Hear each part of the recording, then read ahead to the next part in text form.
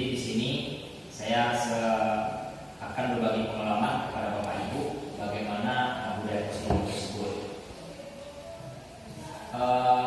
Di sini ada pertanyaan pembuka.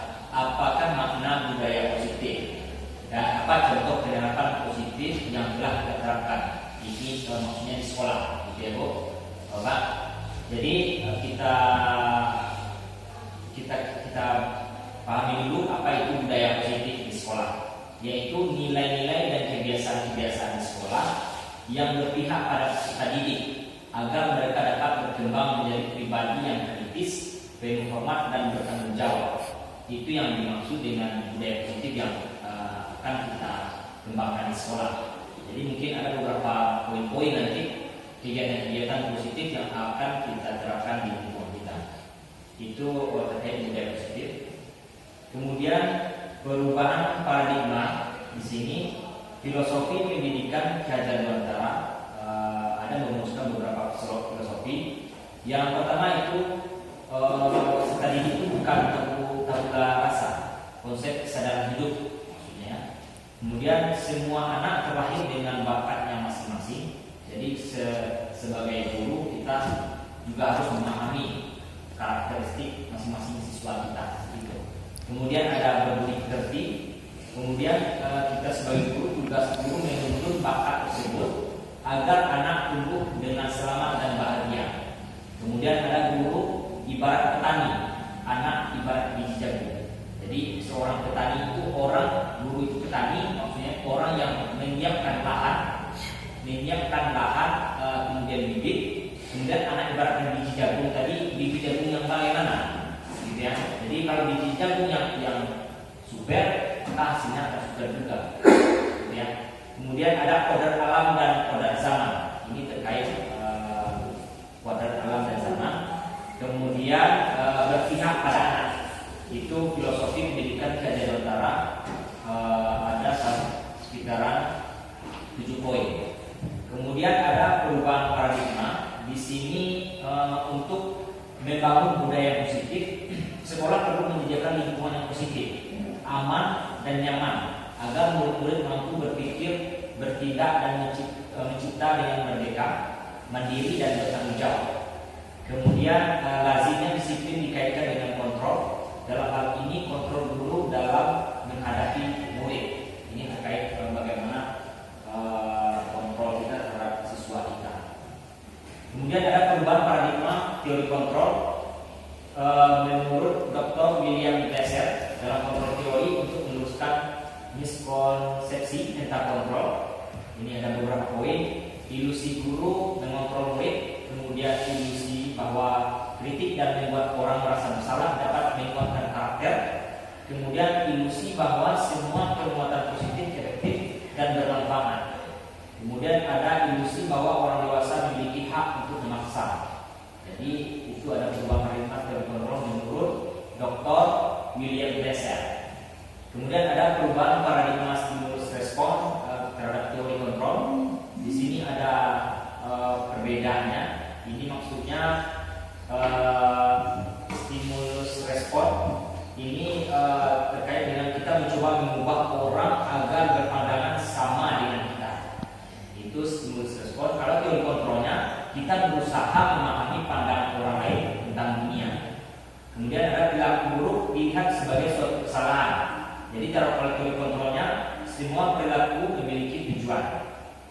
Nah, kemudian orang lain bisa mengontrol saya. Nah, ini teori kontrolnya, hanya Anda yang bisa mengontrol diri Anda. Jadi kita sendiri yang bisa mengontrol diri kita. Gitu. Kemudian ada saya bisa mengontrol orang lain. Itu stimulus responnya. Kalau teori kontrolnya, Anda tidak bisa mengontrol orang lain. Gitu ya. Kemudian ada stimulus respon. Pemaksaan ada pada saat rujukan gagal. Nah, ini teori kontrolnya, kolaborasi dan kesempatan menciptakan pilihan-pilihan baru. Kemudian ada stimulus respon, model berpikir menang atau kalah. Teori kontrolnya model berpikir menang. Nah, itu teori kontrolnya. Kemudian kita lanjut, apa makna disiplin? Di sini kata disiplin sering dikaitkan dengan tata tertib, teratur, dan kepatuhan pada peraturan. Kemudian kata disiplin juga sering dihubungkan dengan hukuman, padahal itu sungguh berbeda karena belajar dengan disiplin tidak harus dengan diberikan hukuman. Kemudian justru itu adalah salah satu alternatif terlahir dan kalau perlu tidak digunakan sama sekali. Jadi untuk menerapkan disiplin, kalau dalam kegiatan ini budaya positif, kita tidak boleh menghukum seorang siswa. Ya, kalau di sini padahal itu sungguh berbeda karena belajar dengan disiplin tidak harus dengan memberikan hukuman. Jadi hukuman itu tidak harus diberikan kepada siswa yang salah, mungkin dengan cara yang lain. Ya. Kemudian Syahzad Berantara menyatakan bahwa untuk mencapai kemerdekaan atau dalam konteks pendidikan kita saat ini, untuk menciptakan murid yang merdeka, syarat utamanya adalah harus ada disiplin yang kuat. Itu inti kuncinya. Kalau menurut Syahzad Berantara, mencapai kemerdekaan atau dalam konteks pendidikan saat ini, untuk menciptakan murid yang merdeka itu harus ada disiplin yang kuat. Jadi itu yang kata kuncinya. Kemudian disiplin yang dimaksud adalah disiplin diri. Ya, kemudian yang memiliki motivasi internal.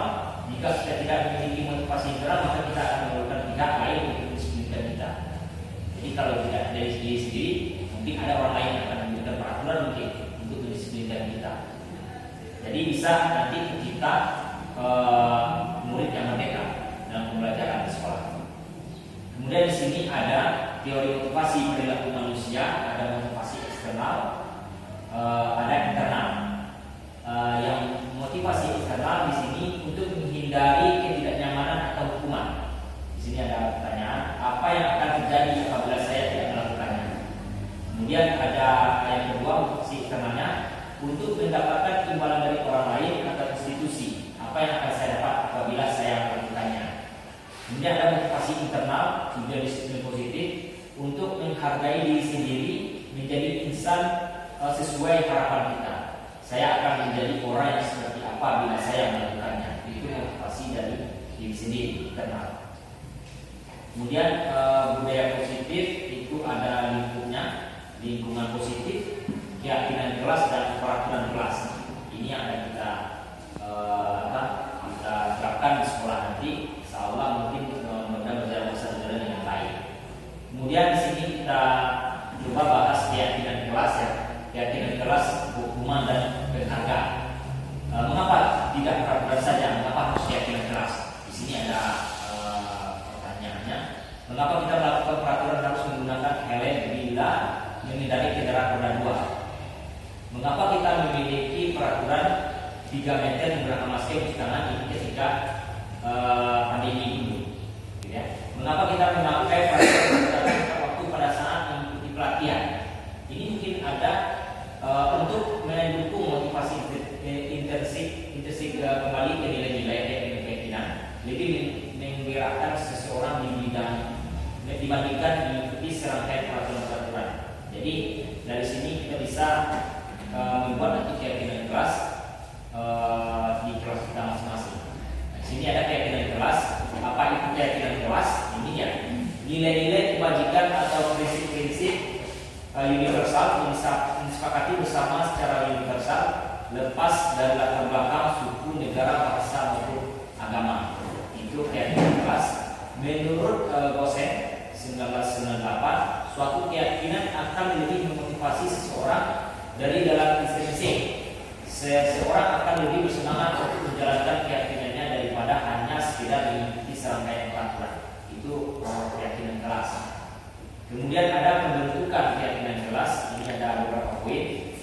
Keyakinan kelas bersifat abstrak daripada peraturan yang lebih rinci dan konkret. Kemudian yang kedua, keyakinan kelas berupa pernyataan-pernyataan yang universal.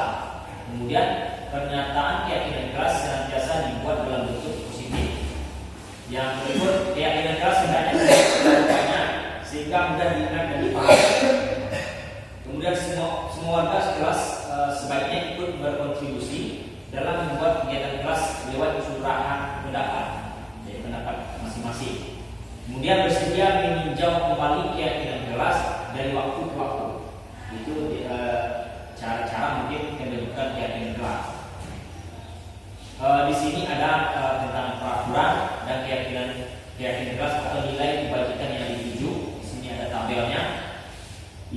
peraturannya mungkin selalu kembalikan buku ke tempatnya. Itu merupakan sebuah tanggung jawab. Mungkin ini bisa kita terapkan di kelas ya. Bagaimana ini salah satu contohnya, peraturan di kelas selalu kembalikan buku ke tempatnya. Itu merupakan kalau kayak kelas itu tanggung jawab seorang siswa. Kemudian dilarang mengganggu orang lain. Itu keyakinan kelasnya, nilai yang terkandung di dalamnya menghormati orang lain dan diri sendiri. Kemudian hadir di sekolah 15 menit sebelum pembelajaran dimulai. Ini keyakinannya menghormati orang lain, komitmen pada tujuan yang berkomitmen ya. Kemudian dilarang melakukan kekerasan.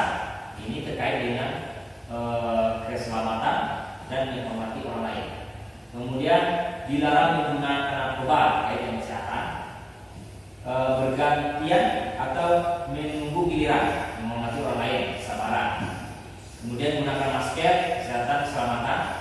Jangan berlari di kelas atau koridor, keselamatan dan keamanan. Ini beberapa contoh mungkin keyakinan kelas yang mungkin bisa kita lakukan di sekolah, di kelas kita masing-masing. Di sini ada beberapa penjelasan seseorang itu dihukum oleh penghargaan. Contoh di sini penghargaan jangka pendek dan jangka panjang. Penghargaan menghukum. Jadi seseorang menghukum maksudnya itu adanya konsekuensi yang diberikan kepada siswa. Kemudian penghargaan mengurangi kecepatan. Penghargaan itu sifatnya menghukum maksudnya. Kemudian penghargaan itu mengurangi kecepatan. Jadi siswa itu kalau dikasih penghargaan lebih cenderung individual, tidak ada saling kolaborasi, bahkan bisa jadi itu saling menjatuhkan kalau adanya penghargaan. Jadi kemudian penghargaan tidak efektif penghargaan itu diterapkan dalam lingkup pembelajaran. Kemudian penghargaan merusak hubungan, ini pasti penghargaan akan merusak hubungan karena setiap siswa itu pasti berlomba-lomba akan mengejar penghargaan tersebut. Jadi tidak adanya rasa bersamaan, mungkin rasa kolaborasi tidak ada lagi. Jadi itu mungkin penghargaan akan berdampak buruk terhadap siswa. Kemudian di sini mungkin bisa Bapak Ibu membedakan ya, mana yang hukuman atau konsekuensi. Jadi di sini kita bacakan apa ini masuk kemana, masuk hukumankah ini atau konsekuensi ya. Jadi mencatat 10 kali di dalam buku kalimat saya tidak akan terlambat lagi karena terlambat ke sekolah. Ini merupakan hukuman atau konsekuensi ya, ya. Kemudian itu pertanyaan pertamanya konsekuensi ya, konsekuensi. Kemudian lari mengelilingi lapangan basket 2 kali karena terlambat hadir di sekolah. Ini hukuman atau konsekuensi? Hukuman. Kemudian yang ketiga, murid diminta untuk push up 15 kali karena tidak menggunakan masker ke sekolah. Hukuman. Kemudian menggantikan kertas tugas teman yang telah dicoret. Konsekuensi.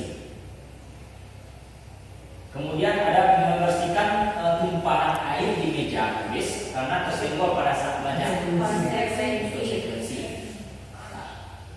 Kemudian ada meminta murid tidak mengenakan sepatu seharian di sekolah karena tidak mengenakan sepatu hitam. Hukuman. Konsekuensi atau hukuman? Hukuman.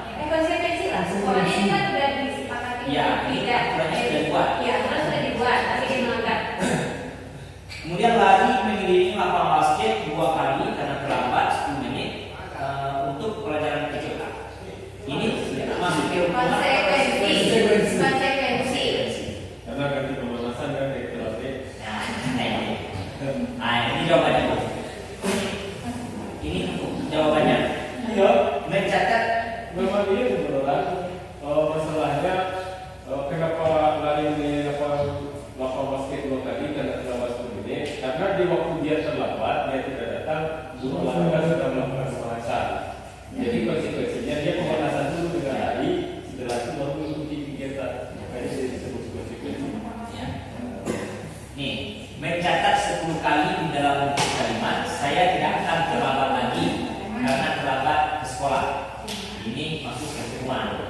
Kemudian lari mengelilingi lapangan basket 2 kali terlambat hadir di sekolah, itu hukuman. Jadi dari pernyataan Bapak Ibu tadi sudah bisa menerapkan nanti mungkin di kelasnya masing-masing mana yang hukuman, mana yang konsekuensi. Jadi berdasarkan ini nanti bisa dibuat keyakinan kelas terkait budaya positif.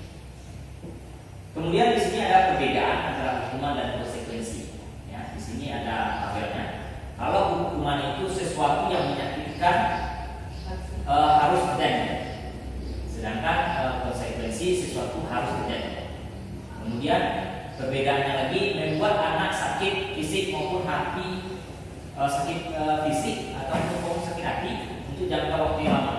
Jadi ini bisa menyebabkan denda. Artinya konsekuensi ini membuat anak tidak nyaman dalam jangka waktu pendek. Jadi lebih baik kita menggunakan konsekuensi daripada hukuman. Ya. Kemudian anak membenci kedisiplinan. Kalau konsekuensi anak menghargai disiplin. Kemudian kalau hukuman itu diberikan, misalnya anak itu terlambat, pusat, guling-guling misalnya, itu kan semacam hukuman akan membuat anak disiplin, akan kebencian akan kedisiplinan. Dan kalau dikasih konsekuensi saja, anak menghargai disiplin. Mungkin bagaimana cara kita nanti menerapkan di sekolah. Kemudian hukuman itu sifatnya paksaan. Kemudian konsekuensi itu stimulus tanggapan. Jadi anak bisa berpikir. Ya, kemudian hukuman mendorong anak menyakiti dirinya sendiri. Kalau hukuman, kalau konsekuensi mendorong anak agar mudah menyesuaikan diri. Jadi di sini agak sangat signifikan perbedaannya, perbandingannya. Kemudian hukuman itu konsep diri yang buruk. Kemudian konsekuensi konsep diri yang baik. Kalau dikasih konsekuensi. Kemudian anak belajar untuk menyembunyikan kesalahan. Kalau itu hukuman. Kalau konsekuensi anak belajar untuk memahami peraturan. Kemudian hukuman itu membuat orang marah, rasa bersalah, dipermalukan, merasa tak dihargai. Itu yang akan didapatkan oleh siswa. Kemudian konsekuensi itu kehilangan hak, dibuat tidak nyaman, diasingkan untuk sementara atau time out. Kemudian ini diantara perbandingan ini apakah dikasih hukuman atau konsekuensi. Jadi terkait perbandingan ini mungkin lebih cenderung kita ke mana Bapak? Lebih baiknya ke mana? Hukumankah atau ke konsekuensi? Konsekuensi ya Bu. Kita sepakat ya Pak Bu.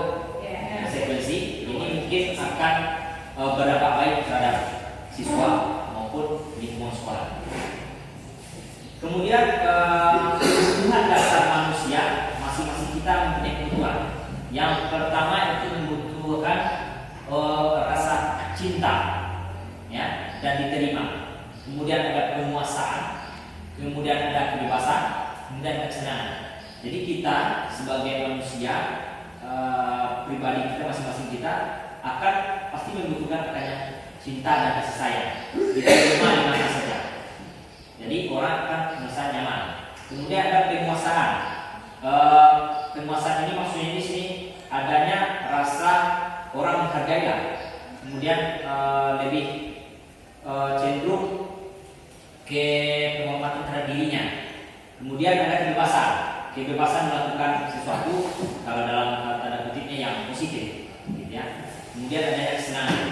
Jadi kalau kebutuhan dasar manusia ini terpenuhi, pasti orang itu akan senyum-senyum wae, senyum-senyum saja. Tapi kalau kebutuhan salah satu kebutuhan dasar manusia ini tidak terpenuhi, orang itu akan bad mood, akan tidak mood. Gitu. Jadi ini kebutuhan dasar manusia yang namanya dasar itu yang penting yang terdapat di kita masing-masing. Gitu ya Bapak Ibu. Kalau misalnya Bapak Ibu di rumah tidak dapat cinta, tidak dapat kasih sayang, tidak diterima, jadi pasti ke sekolah agak beda dari yang lain. Gitu ya. Mungkin Selalu juga mungkin begitu ya. Ini kebutuhan dasar manusia. Jadi sedikit salah satu yang tidak terpenuhi mungkin ada perbedaan dari kalau misalnya semuanya terpenuhi dan tidak terpenuhi pasti ada perbedaan, gitu ya. Kemudian ada 5 posisi kontrol. Nah di sini ada tabelnya Bapak Ibu boleh lihat. Ada posisi kontrol itu tadi penghukuman. Di sini ada penjelasannya. Kemudian ada membuat merasa bersalah. Kemudian identitas subjeknya itu teman. Kemudian pemantau, manajer. Ini posisi 5 posisi kontrol yang harus kita terapkan di sekolah, gitu ya, dari kegiatan budaya positif. Di sini penghukuman ini menghardik, menunjuk, menyakiti, menyindir. Ini yang sering-sering kita lakukan mungkin, atau yang pernah kita lakukan di sekolah mungkin, ini masuk ke penghukuman. Kemudian ada berkata, kalau kamu tidak melakukan, awas ya, rasakan. Ini merupakan suatu, jadi di sekolah mungkin ada penerapan sebagai menghardik, mungkin kita akan pernah menghardik itu masuk penghukuman. Mungkin nanti seiring berjalan kita mulai berubah dari penghukuman ke arah yang lebih baik, mungkin konsekuensi, bukan cara penghukuman seperti berhadik atau dengan fisik, gitu ya. Kemudian posisi kontrol itu membuat merasa bersalah. Di sini berceramah dan mengatakan seharusnya ibu kecewa. Itu beberapa kalimat yang mungkin membuat anak merasa bersalah. Kemudian kamu seharusnya, kamu sudah tahu, udahlah sekali mengatakannya, you stress. Itu merupakan membuat kalimat-kalimat membuat anak merasa bersalah, gitu ya. Kemudian ada posisi kontrol terhadap dari teman ini membuatkan alasan-alasan untuk muridnya. Kemudian ada beberapa pernyataan mungkin posisi kontrol dari teman. Kemudian ada pemantau dari segi pemantauan kita, gitu ya. Kemudian manajer. Di sini pertanyaan juga pertanyaan apa yang saya yakini, apa yang bisa kau kerjakan untuk memperbaiki masalah ini. Kemudian menguatkan pribadi. Jadi mungkin dari kelima posisi kontrol ini, kira-kira Bapak Ibu lebih dominan kemana? Tergantung Pak. Tergantung maksudnya Pak? Karena kalau nggak mau bisa jadi guru. Mungkin kebutuhan dasar manusia ini dia pengen satu ya Pak ya. Ada yang ini bagaimana? Kalau nggak buat saya kamu buat. Mungkin gitu ya. Mungkin Bapak dan Ibu yang lain ada? Sama Pak. Sama. Mungkin tergantung situasi. Mungkin kalau kebutuhan dasar manusia yang kurang itu mungkin lebih banyak ke hukuman ya. Mungkin kebanyakan Sebenarnya bukan tergantung guru, yang tergantung siswa juga sih. Kita kan namanya hidup kan harus balance. Iya. Nggak bisa selalu guru yang disalahkan. Terkadang kesalahan itu kan dari siswa. Ada siswa yang coba-coba, coba A, coba B, coba C. Makanya saya kurang setuju dengan merdeka belajar karena lebih membahagiakan siswa sehingga kita sebagai guru yang terpojok. Lebih bagusnya mungkin pendidikannya lama kita gunakan. Terima kasih Bu atas masukannya ya. Mungkin dari kegiatan yang kita lakukan ini, berbagi pengalaman ini, 5 posisi kontrol yang mungkin kita terapkan di sekolah, bukan kita membuat anak itu leluasa, bukan begitu maksudnya. Maksudnya merdeka belajar itu lebih terkait kepada bagaimana siswa itu dapat menggali potensinya masing-masing. Gitu. Tetapi banyak disalahartikan. Mungkin banyak disalahartikan. Mungkin dari sini mungkin lebih bisa lagi kita memahami bagaimana merdeka belajar itu. Merdeka belajar itu bukan maksudnya kita leluasa anak kebebasan terserah mau apa, enggak begitu. Tapi kebebasan merdeka belajar itu bagaimana siswa itu memilih jati dirinya masing-masing, kemampuan bakatnya masing-masing. Kita sebagai guru sebagai orang yang mendukung, mengayomi dan memberi teladan, gitu. Kemudian dari terkait posisi kontrol ini, mungkin dari Bapak dan Ibu sudah menyampaikan apa posisi kontrolnya yang sudah dikemukakan, sudah dilakukan di sekolah. Jadi dari kegiatan yang 5 posisi kontrol ini mungkin lebih baik, ya, lebih baik kita sebagai manajer, ya, sebagai manajer bagaimana kalau di sini kita lebih menguatkan kepribadian siswanya, lebih ke arah yang istilahnya membuat anak itu merasa nyaman, bukan tidak ada yang dituntut tertutupi dalam masalah mungkin itu yang kontrol yang dapat terapkan di sekolah. Mungkin seiring berjalannya waktu kita lebih memahami lagi materi ini. Kemudian ada terkait masalah ini, apa itu restitusi, penyelesaian masalah dengan sistem restitusi. Nah di sini ada Bu Bapak, restitusi adalah proses menciptakan kondisi bagi murid untuk memperbaiki kesalahan mereka sehingga mereka bisa kembali pada kelompok mereka dengan karakter yang lebih kuat. Itu menurut Jose 2004. Kemudian 9 ciri-ciri restitusi. Yang pertama itu bukan untuk menembus kesalahan, namun untuk belajar dari kesalahan. Kemudian memperbaiki hubungan. Kemudian tawaran bukan paksaan. Restitusi menuntut untuk melihat ke dalam diri. Kemudian restitusi mencari kebutuhan dasar yang mendasari tindakan. Kemudian restitusi diri adalah cara yang paling baik untuk memperbaiki diri. Restitusi fokus pada karakter bukan tindakan. Restitusi fokus pada solusi. Kemudian restitusi mengembalikan murid yang berbuat salah pada kelompoknya. Jadi di sini kita lebih ke arah yang rasa, bukan nanti ada di sini. Bagaimana sistem kerja segitiga restitusi ini? Di sini kita yang pertama itu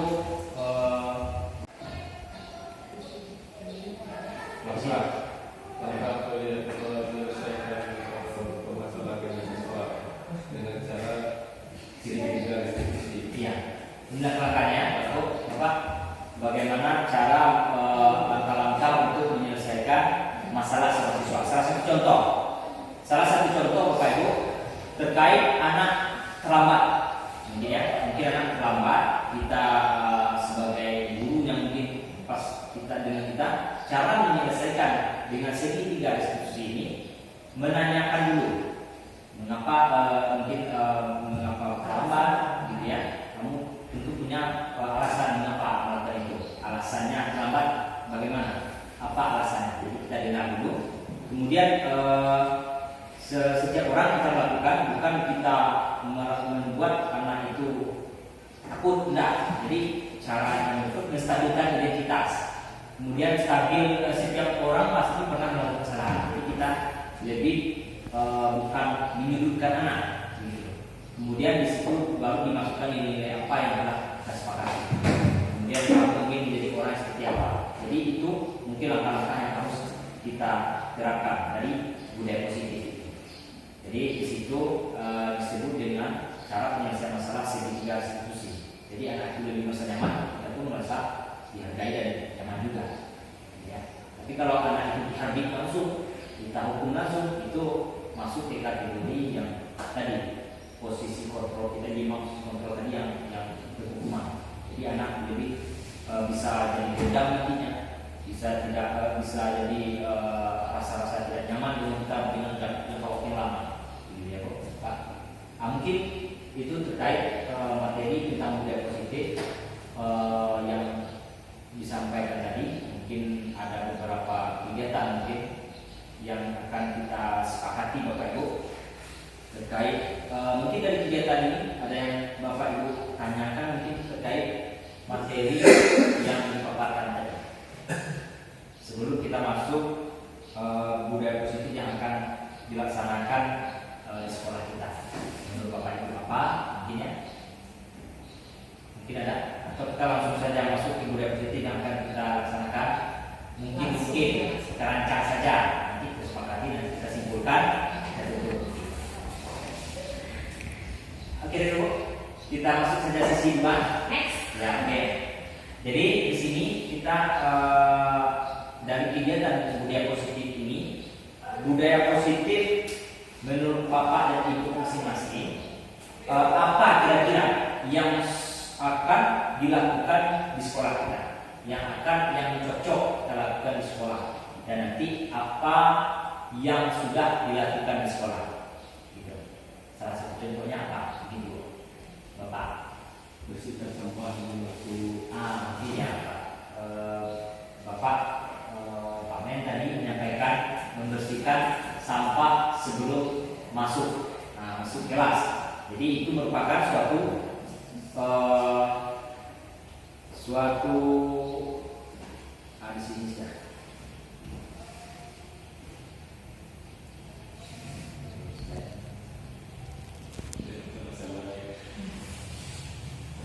Apa tadi Bapak?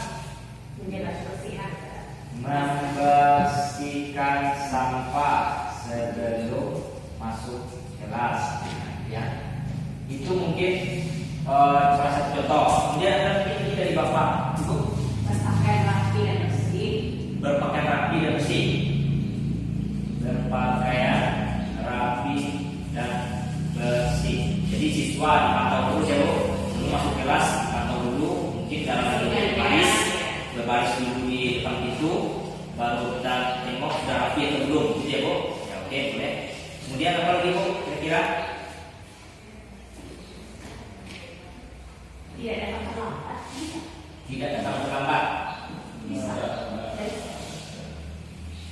Budaya positif yang akan diterapkan di sekolah. Budaya itu kebiasaan ada program kalau Contoh baca Al-Quran. boleh Ya, baca Al-Quran sebelum Tadarus. Tadarus. Tadarus sebelum belajar. Belajar dan mulai. Belajar mulai. Belajar dan mulai. Belajar dimulai. Kemudian apa kira-kira lagi? Budaya positif yang bagus diterapkan. Mungkin sebelum masuk salam dulu, ya kan? Melakukan salam. Tapi kalau melakukan masalah udah sama sekali berdoa ya biasanya kan. Kalau ini Ya maksudnya udah masuk di sini kan? Berpakaian Iya. rapi di sini. enggak ya, bukan. Sebenarnya kan pengucapan salam itu kan kalau sebelum kita belajar berdoa kan siswa udah mengucapkan salam. Ya maksudnya sebelum masuk kelas, siswa akan baris dulu rapi, salam masuk. Oh bersalaman. Maksudnya bersalaman. Oh bersalaman. Berpakaian rapi dan bersih sebelum masuk kelas dan bersalaman. Nah, itu salah satu beberapa contoh mungkin yang Bapak Ibu yang mungkin nanti bisa diterapkan di sekolah kita. Ada harus sebelum pelajaran dimulai. Mungkin ada lagi yang lain, Pak? Kira-kira. Nah, mungkin itu ya Bapak Ibu beberapa poin mungkin terkait materi budaya positif mungkin nanti akan diterapkan di sekolah.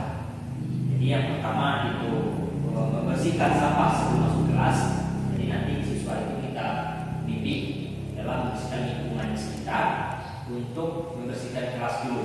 Mungkin ada sampah, mungkin kita lakukan sampah. Kemudian berpakaian rapi dan bersih sebelum masuk kelas dan bersalaman.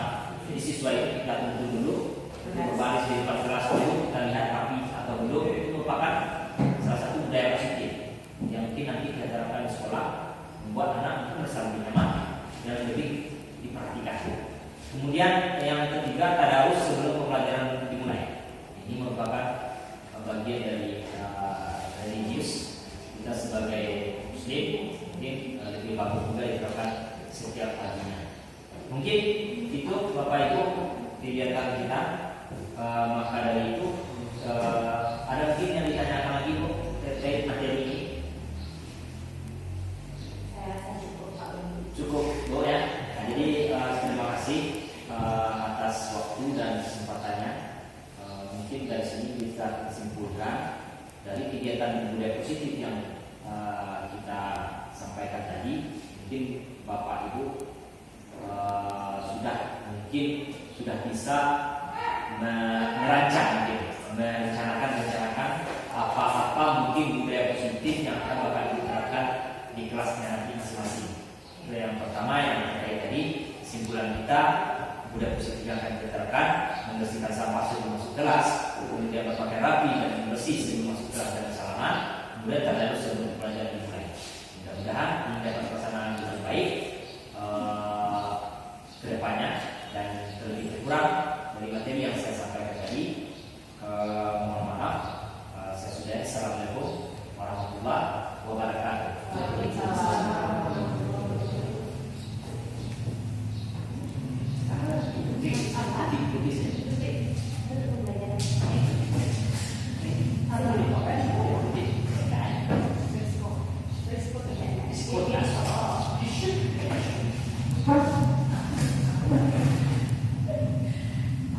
Baiklah Bapak Ibu, sekian tadi penyampaian dari Pak Beni tentang penyampaian berbagi pengalaman budaya positif di sekolah. Tadi yang bisa kita ambil yaitu bahwasanya untuk menciptakan pemikiran merdeka syarat utamanya adalah disiplin. Kemudian kita tadi sudah paparkan juga budaya positif apa yang sudah diterapkan dan akan diterapkan di sekolah kita. Nah, terima kasih kepada Pak Beni yang sudah berbagi pengalaman tentang budaya positif. Semoga semua kita bisa menerapkannya di sekolah. Kita akhiri dengan alhamdulillahirobbilalamin. Saya tutup acara kita ini. Assalamualaikum warahmatullahi wabarakatuh. Waalaikumsalam.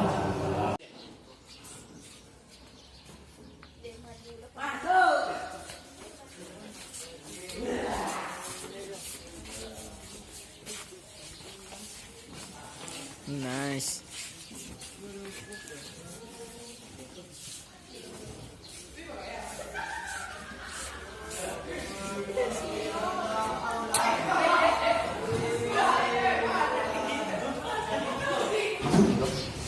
Dan situ. Dah, assalamualaikum warahmatullahi wabarakatuh. Selamat siang. Siang. Jawabannya siang, siang, siang luar biasa. Selamat siang. Siang, siang, siang luar. Apa? Dan kita ulang ya. Selamat siangnya siang, siang, siang luar biasa. Tangannya kita. Selamat siang. Siang, siang, siang luar biasa. Dah, tepuk tangan. Assalamualaikum warahmatullahi wabarakatuh.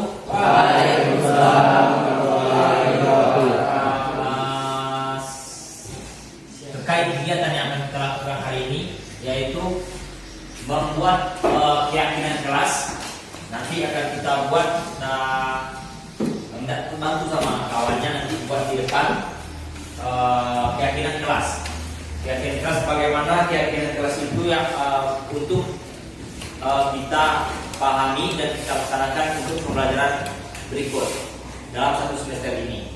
Jadi Bapak minta bantu sama Zelvira untuk membuat menulisnya depan kesepakatan yang akan kita buat nanti. Itu namanya kesepakatan kelas. Jadi nanti berdasarkan itu kita tahu dan ada hal-hal yang mengingatkan kita untuk pembelajaran. Begitu ya. Jadi tolong Zelvira buat kesepakatan kelas.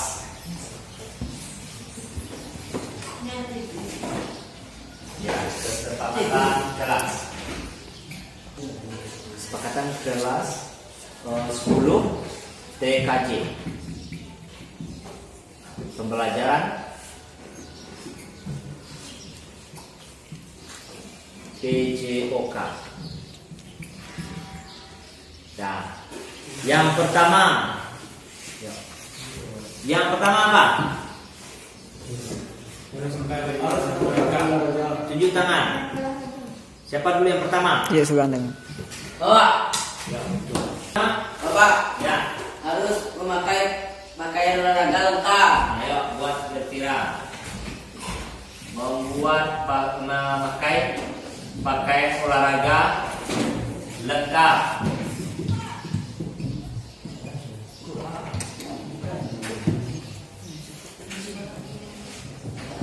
Ya. Ya, Pak. Boleh, Pak. Siapa lagi? Yang kedua, kesepakatan kita usulannya ada. Silakan. Siapa lagi? Cobalah. Tunjuk aja tangan. Apa kira-kira kesepakatan kelas kita? Bapak, udah dijawab. Boleh, silakan.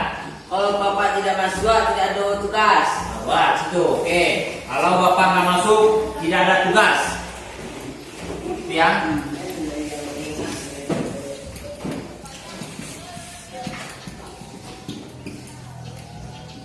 Ya, itu dari Rezi. Siapa lagi? Yang lain? Pak, Yuk, Steven.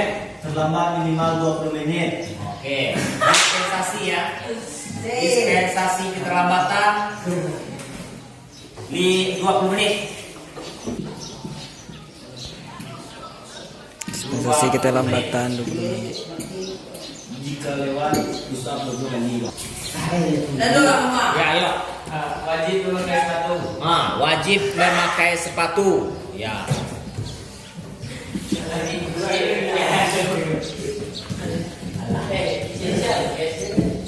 Ada lagi? Yang kelima. Apa usulannya? Apa? Belajar penjas di luar. Selalu di luar. Nah, itu ya. Bapak, Mulu. Nah.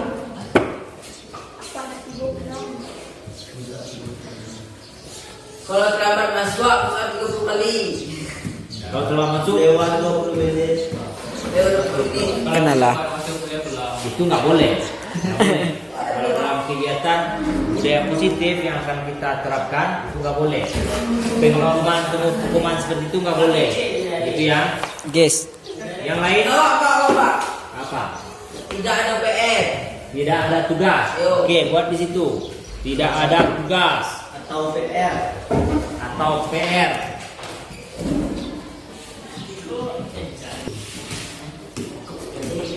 Ada?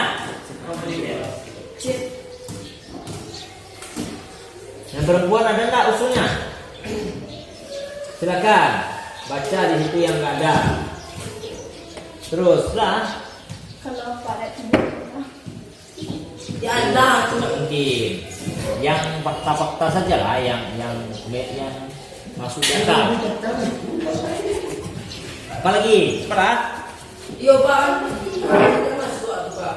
Kau bisa dapat masuk. Boleh memakai topi. Silakan buat dulu. Boleh memakai topi dalam kegiatan olahraga di luar. Boleh memakai topi dalam kegiatan pembelajaran di luar.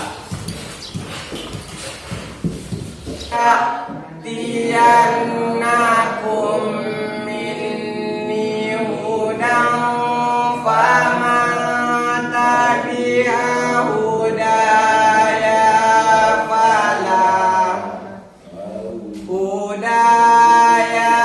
fala khawfun alaihim wala hum yahzanun.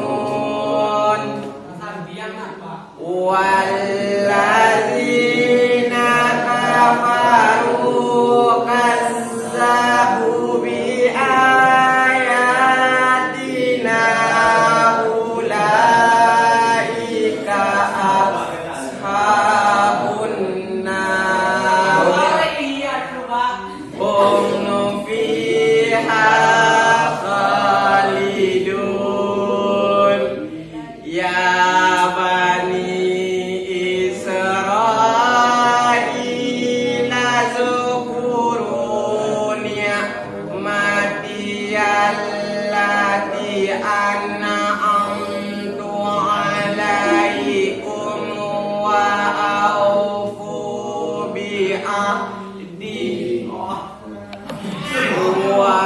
awfu bi'ahdi ufi bi.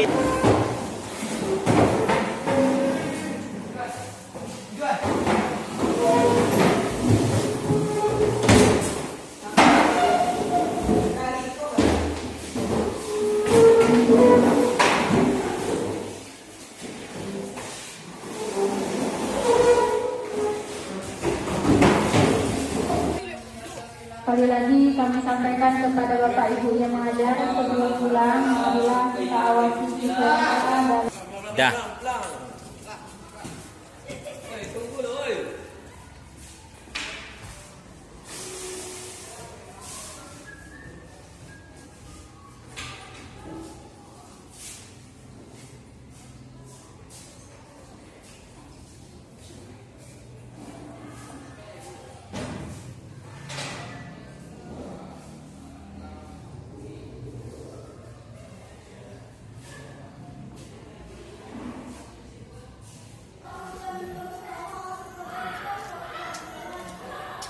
Farel. Sini dulu. Bapak, sini.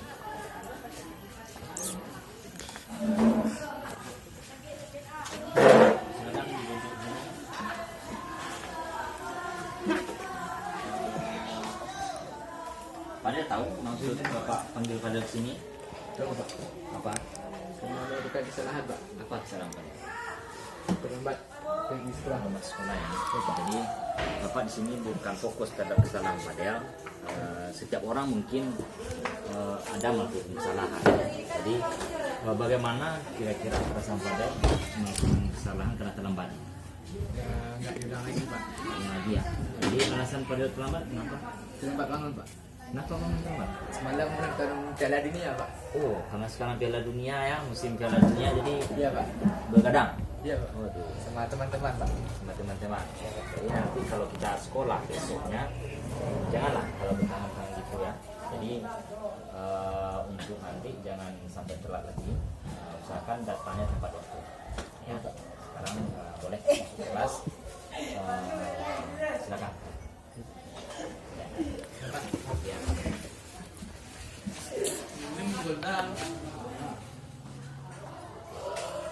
Saya merasa lebih nyaman dengan penanganan kasus sistem segitiga restitusi ini. Biasanya kalau saya memakai jaket di sekolah, jaket saya itu langsung diambil oleh guru secara paksa.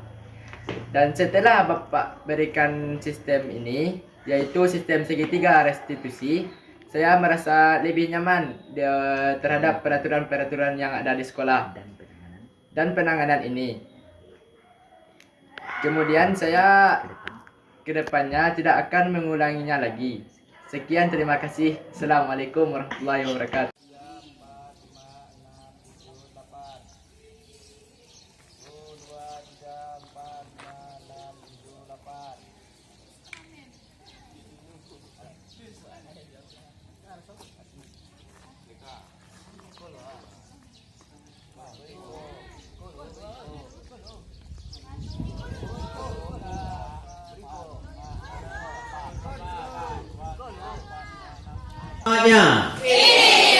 Mana semuanya?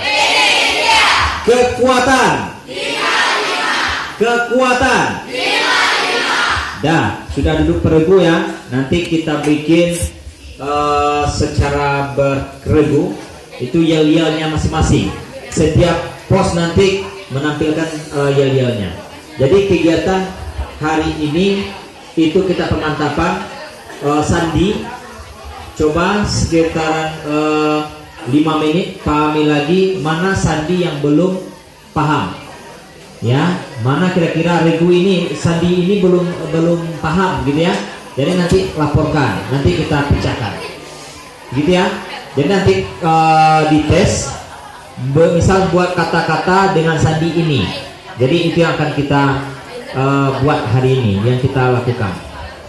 Coba lihat lagi agendanya. Agendanya tadi buat lagi bagaimana pemecahan sandi yang sudah dipelajari. Bapak kasih waktu 5 menit ya, 5 menit untuk berdiskusi dengan regunya.